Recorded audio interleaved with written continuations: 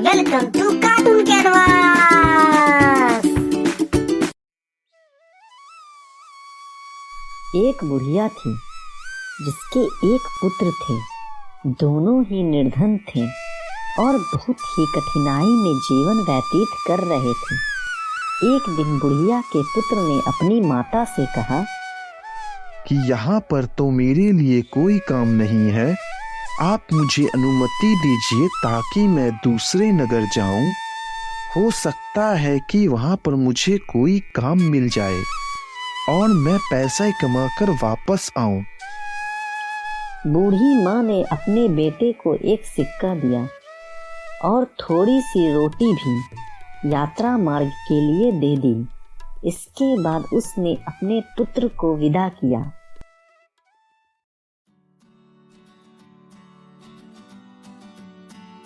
बुढ़िया का बेटा चलते चलते एक बाजार पहुंचा। वहां पर उसने एक बूढ़े भिखारी को देखा। वह चिल्ला चिल्ला कर कह रहा था कि है कोई जो मेरे जीवन के अनुभव को एक सिक्के में खरीदे। कोई भी उस बूढ़े भिखारी की बात नहीं सुन रहा था। इसी बीच उस युवक ने सोचा कि मेरे पास एक सिक्के के अतिरिक्त कुछ भी नहीं है, क्यों ना यह सिक्का मैं इस बूढ़े को दे दूं। उसने यह सोचते हुए कि आजीविका का प्रबंध करने वाला तो ईश्वर है, वह सिक्का बूढ़े को दे दिया। सिक्का देते समय उस युवक ने बूढ़े से कहा कि अब तुम मुझको अपनी जीवन का अनुभव बताओ। कोई भी अपनी वर्तमान स्थिति से संतुष्ट नहीं है। वह सोचता है कि इस स्थान से किसी दूसरे स्थान पर जाऊं ताकि मेरी स्थिति बेहतर हो जाए।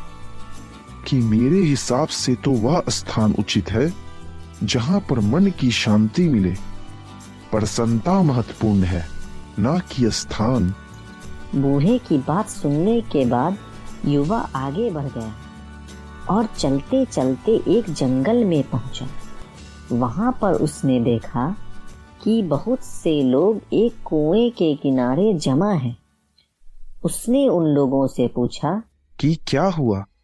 इस आशा के साथ हमारा कारवां यहाँ पर आया था कि इस कुएं से पानी निकाल कर पिएगा।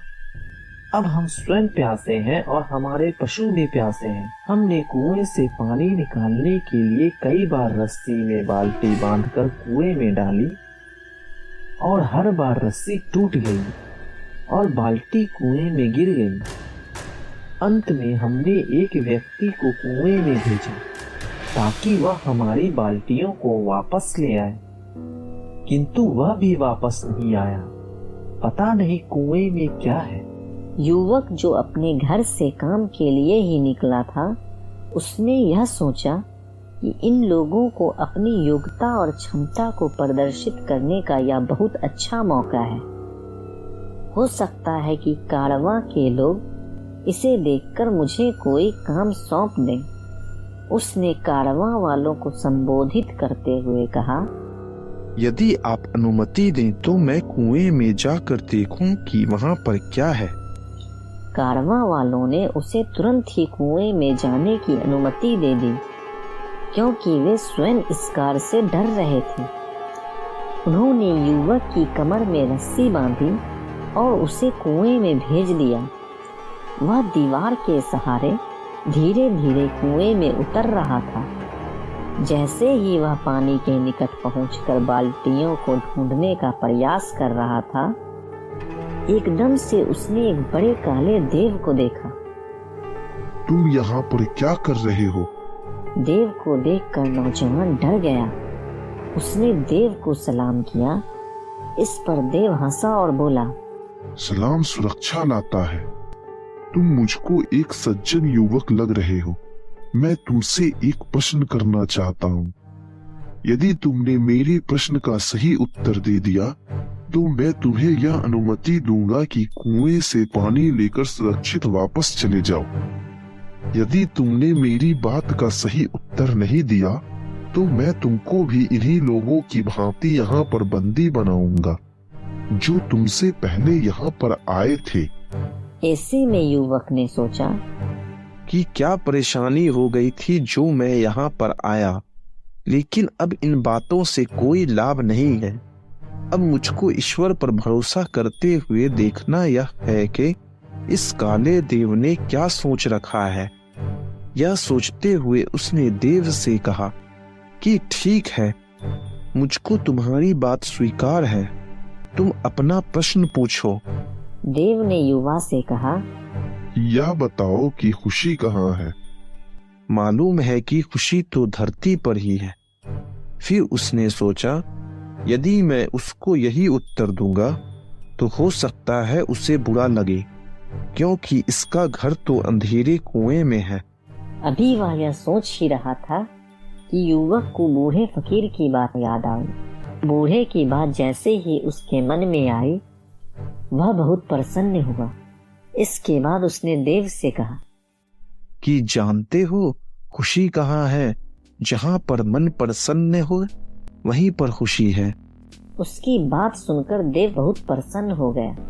कि तुम्हारी बातों से पता चलता है कि तुम बहुत समझदार और अनुभवी हो।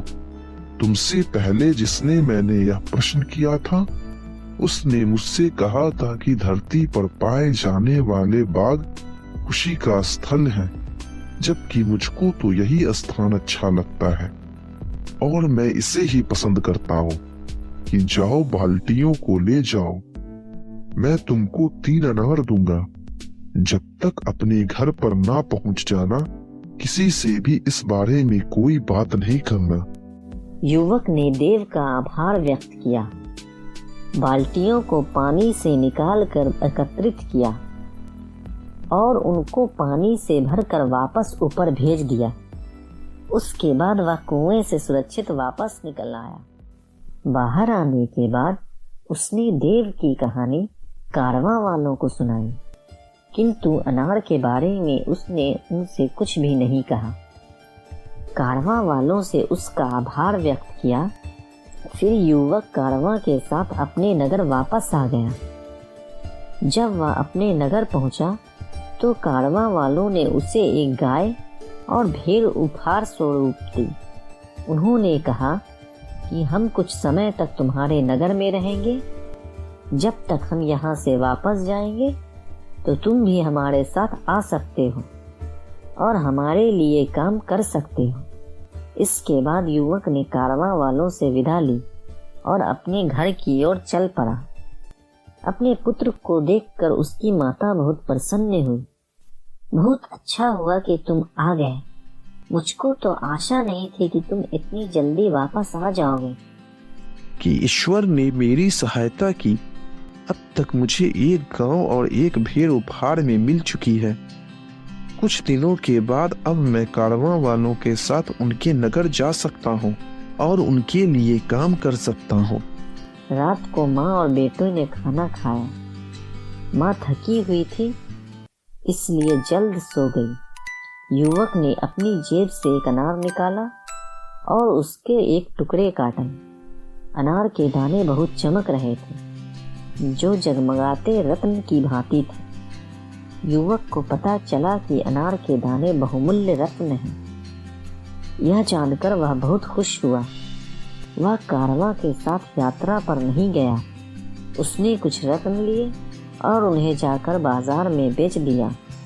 उनसे मिलने वाले पैसों से उसने एक दुकान खरीदी और व्यापार आरंभ किया। सीख: जब भी लोग किसी ऐसे व्यक्ति को देखते हैं जो अनुपयुक्त स्थान पर रहता हो या उसकी आय कम हो और बड़ी कठिनाइयों में जीवन व्यतीत करता हो, लेकिन इन सब के बावजूद भी वह प्रसन्न हो, तो लोग यह कहावत दोहराते हैं, कुजा खुश अस्त, आंजा के दिल खुश अस्त।